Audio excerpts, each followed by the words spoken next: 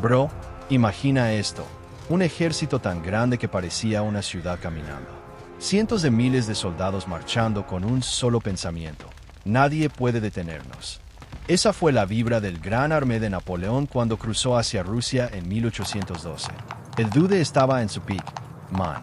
El tipo había aplastado a media Europa. Había impuesto reyes, leyes y hasta su propio ego sobre todo el continente.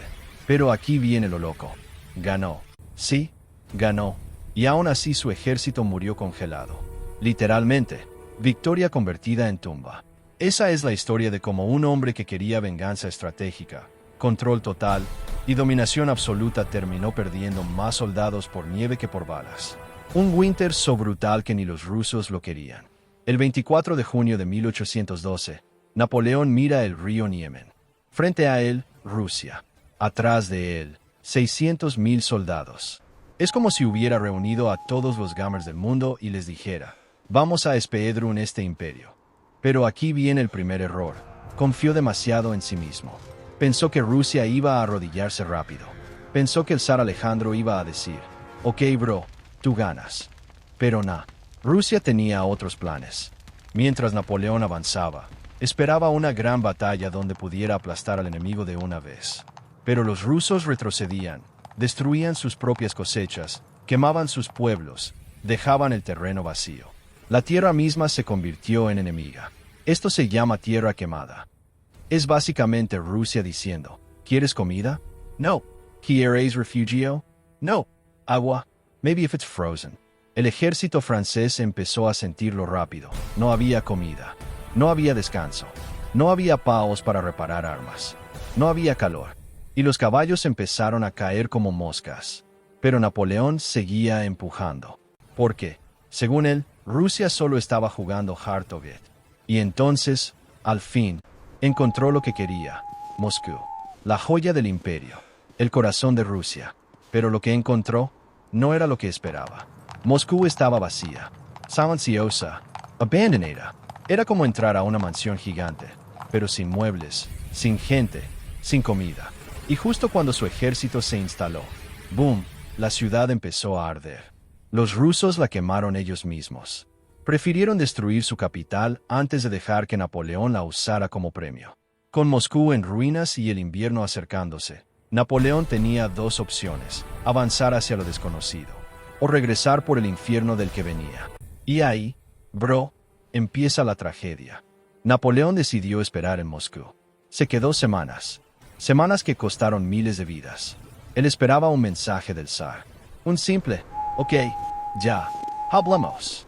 Pero el zar nunca llamó, nunca negoció, nunca apareció. Y mientras tanto, el invierno ruso llegó como un maldito monstruo. Un frío que no entiende piedad. Un viento que corta como cuchillos.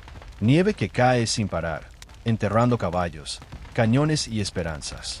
Los soldados del Gran Armée no estaban listos.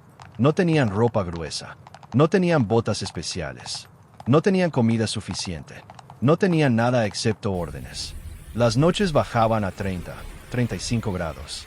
Muchos soldados se dormían al lado de una fogata y no despertaban más. El frío les robaba la vida en silencio. Un suspiro helado, un temblor final, y otro cuerpo quedaba tirado a la orilla del camino. Pero eso no era todo. El ejército ruso, liderado por Kutuzov, seguía de cerca, como un depredador paciente. No atacaba de frente, atacaba de lado, por atrás, en pequeños golpes calculados. Cada emboscada costaba cientos de vidas francesas. Cada ataque ruso multiplicaba el miedo, el caos y la desesperación. El ejército francés comenzó a romperse. Primero la disciplina, luego la moral, luego la humanidad. Había soldados que se comían la carne de los caballos muertos. Había otros que se quitaban botines entre ellos, incluso si eso mataba al otro soldado. Había hombres que abandonaban a sus amigos porque ya no podían cargar un cuerpo más. La guerra dejó de ser guerra. Se convirtió en supervivencia brutal. Y en medio de este infierno helado, Napoleón ordenó la retirada. Todo el mundo a casa. Pero retirada no es caminar. Es huir con dignidad rota. Es ver tu propio ejército convertirse en sombra. Los franceses cruzaron ríos congelados, bosques, aldeas abandonadas. De 600.000 soldados que entraron, Apenas 100,000 seguían vivos, y cada día caían miles más. Pero todavía faltaba lo peor. El cruce del río Beresina. El río Beresina estaba parcialmente congelado. El agua bajo el hielo era tan fría que si tocaba tu piel, simplemente dejabas de existir. Del otro lado del río, la salvación. Pero entre ellos y la salida había 2 ejércitos rusos cerrando el cerco. Napoleón estaba atrapado. Un ejército en ruinas. Canones perdidos. Hombres colapsando cada minuto. Y un enemigo listo para rematarlo. Aquí viene el twist. Bro. Los franceses lograron lo imposible. Sus ingenieros, temblando de frío, con manos congeladas, construyeron 2 puentes improvisados. 2 puentes frágiles. 2 líneas delgadas entre la vida y la muerte. El 26 de noviembre, la Gran Armée empezó a cruzar. Era caos puro, gente empuñando, caballos cayendo, carros volcándose, soldados gritando, madres que seguían al ejército llorando por sus hijos. Los rusos atacaban sin piedad. Canones, rifles, artillería. El puente temblaba, la madera crujía, cada minuto parecía el último. Pero Napoleón logró escapar. Sí, él, las tropas élite, los generales. Miles de soldados comunes quedaron atrás. Miles corrieron hacia los puentes, pero la estructura ya no aguantaba. Y entonces, los franceses quemaron los puentes para evitar que los rusos pasaran. Miles quedaron atrapados en la orilla equivocada. Fue una carnicería helada. El río Beresina se convirtió en un cementerio flotante. Un mar de cuerpos, hielo y armas perdidas. Napoleón, en Francia, diría más tarde, la Grande Armée ha dejado de existir. Y no estaba exagerando. De los 600,000 que entraron a Rusia, menos de 20,000 regresaron en condiciones de seguir luchando. La victoria técnicamente era francesa. Napoleón había tomado Moscú. ¿Pero a qué precio? ¿Qué clase de triunfo es aquel donde tu enemigo sigue fuerte y tu ejército muere sin que nadie lo ataque de frente? Esa era la ironía. El twist más oscuro. Ganaron, y aún así murieron. Cuando los restos del ejército regresaron a Francia, la gente quedó en shock. Soldados sin dedos, sin orejas, sin memoria de quiénes eran, sin rumbo. Eran fantasmas caminando. Hombres que habían visto el infierno blanco. Un infierno que no perdona, que no negocia, que no te deja levantarte. Y aquí viene la parte moral, la lección que marcó a Europa para siempre. La arrogancia es más letal que cualquier enemigo. Napoleón no perdió por balas. No perdió por táctica. No perdió por armas. Perdió porque creyó que el mundo entero tenía que doblarse ante él. Perdió porque subestimó el terreno, el clima, la paciencia del enemigo. Perdió porque confundió confianza con invencibilidad. La invasión de Rusia no fue una guerra, fue una sentencia de muerte autoimpuesta. Y mientras Europa observaba el desastre, algo quedó claro. Incluso el más fuerte puede caer si no reconoce sus límites. Los rusos habían perdido ciudades, hogares, familias. Pero el frío, ese fue el vengador silencioso. Ese fue el cuchillo invisible que hizo lo que ningún ejército pudo. El invierno ruso no toma prisioneros. No escucha pedidos. No acepta rendición. Napoleón aprendió eso demasiado tarde. Y el mundo nunca olvidó la lección.